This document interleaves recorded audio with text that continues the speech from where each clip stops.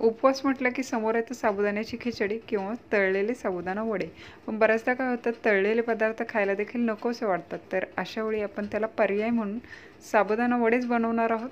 पण तेही न तळता खायला एकदम मस्त होतात आणि चवीला देखील छान होतात. बनवायला देखील सोपे आहे. 1 चमचा तेलामध्ये मस्त असे साबुदाणा वडे आपण बनवू शकतो. तर व्हिडिओ स्किप न करता शेवटपर्यंत पाहत राहा. सकाळीच साबुदाणा वडा करायचे होते म्हणून मी रात्री झोपतानाच साबुदाणे भिजत ठेवले होते आणि रात्रभर एकदम मस्त असे भिजलेले आहेत. त्यानंतर हे एका मोठ्या भांड्यामध्ये काढलेलं आहे. याच्यामध्ये पाव चमचा जिरं टाकलेलं आहे, 1 चमचा कुटलेली हिरवी मिरची टाकलेली आहे आणि 5 ते 6 ताजी कढीपत्त्याची पाने अशी बारीक चुरून टाकलेली आहेत किंवा तुकडे करून टाकलेले आहे. त्यानंतर इथे 1 चमचा बारीक चिरलेली कोथिंबीर टाकलेली आहे, चवीपुरतं मीठ टाकलेलं आहे. बरेच जण उपवासाला जिरं, कोथिंबीर, कढीपत्ता वापरत नाहीत आणि तर जर वापरत नसाल तर तुम्ही ते स्किप करू शकता. त्याऐवजी फक्त हिरवी मिरची वापरू शकता आणि जर वापरत असाल तर हे सगळं साहित्य टाका, चव छान लागते.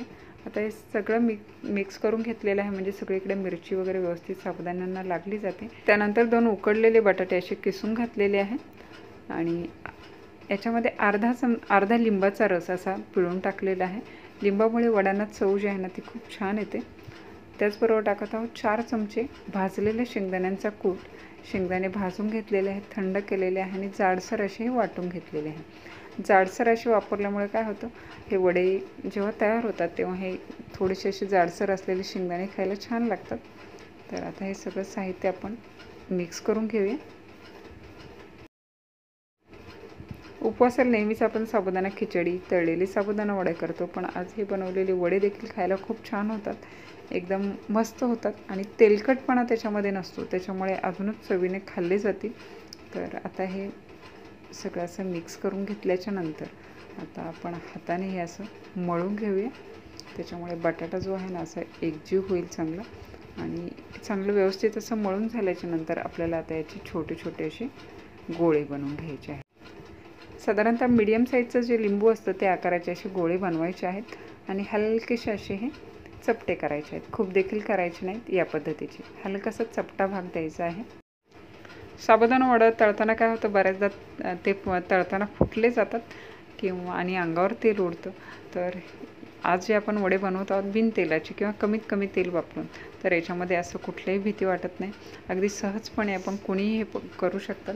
साबुदाणे वडे जशी बनवतो सेम तशीच प्रोसेस आहे, फक्त जी तळण्याची पद्धत आहे, भाजण्याची पद्धत आहे ती थोडीशी वेगळी आहे. तर या पद्धतीने सगळे आपले हे वडे असे करून घेतलेले आहे. त्यानंतर एक आप्पे पात्र घेतलेलं आहे, आतून तेल लावलेलं आहे आणि हे चांगलं गरम झालं की याच्यामध्ये जे आपण गोळे करून ठेवले ते एक करून ठेवायचं आहे.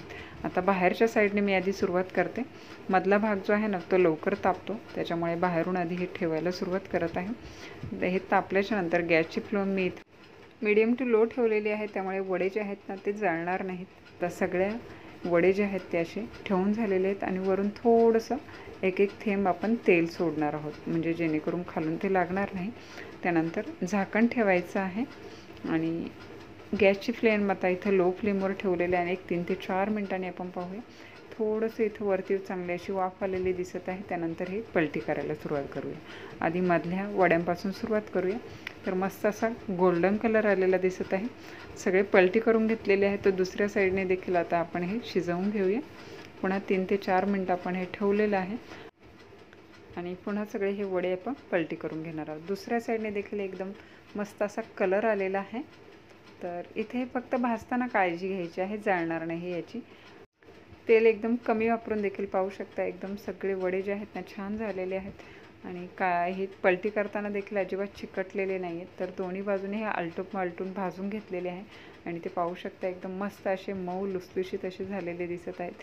सगळे साबुदाणे जे आहेत ना एकदम छान असे शिजले गेलेले आहेत, आपण पाहू शकताय. बाहेरनं असं थोडंसं क्रिस्पी आवर आणि आतमध्ये एकदम मऊ अशी हे साबुदाणे शिजलेले आहेत. आता याच्याबरोबर आपण चटणीबरोबर खाऊ शकता किंवा दह्याबरोबर खाऊ शकता, छान लागतात. आता ही चटणी जी आहे ती मी नारळाची आणि शेंगदाण्यांची मिक्स करून हिरवी मिरची घालून अशी बनवलेली आहे, छान होते चवीला. करून पहा या पद्धतीचे वडे. आणि जर कमी तेलातले हे वडे जर तुम्हाला आवडले असेल तर रेसिपीला नक्की लाईक करा, कमेंट करा, शेअर करा आणि अशाच नवनवीन आणि सोप्यात सोप्या रेसिपी पाहण्यासाठी किटी किचनला न विसरता सबस्क्राईब करा. त्या बाजूला असलेलं बेल आयकॉनचं बटन प्रेस करा, जेणेकरून येणाऱ्या सगळ्या नवीन रेसिपीचं नोटिफिकेशन सगळ्यात आधी तुम्हाला मिळेल. पुन्हा भेटूया अशाच एका नवीन रेसिपीसह. तोपर्यंत टेक केअर, बाय.